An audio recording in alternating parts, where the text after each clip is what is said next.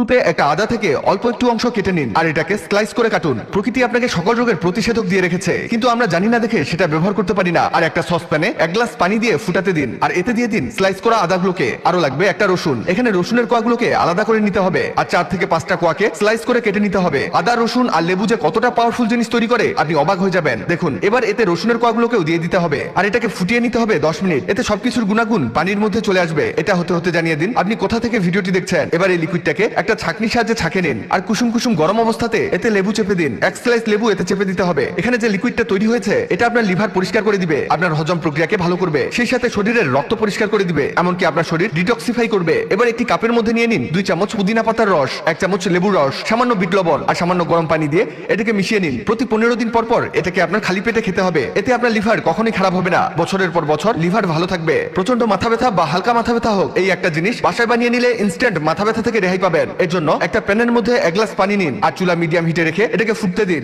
এটা ফুটতে শুরু করলে এতে একটা আদার টুকরো গ্রেট করা হয়ে গেছে। এবার এটাকে 2 মিনিট আবারও সিদ্ধ করে নিব। এরপর এতে দিয়ে দিব সামান্য বিট লবণ। এবার আবারও এটাকে ফুটাতে হবে আর যখন এটা থেকে ঘ্রাণ বের হতে শুরু করবে একটা ছাঁকনির সাহায্যে ছাঁকে নিন। এখানে এটাকে আপনার চায়ের মতো করে আস্তে আস্তে খেতে হবে। বেশিরভাগ সময় শরীরে ডিহাইড্রেশনের কারণে মাথা ব্যথা শুরু হয়, এটা আপনাকে দ্রুত হাইড্রেট করবে আর খুব দ্রুত আপনার মাথা ব্যথা কমে যাবে ইনশাআল্লাহ।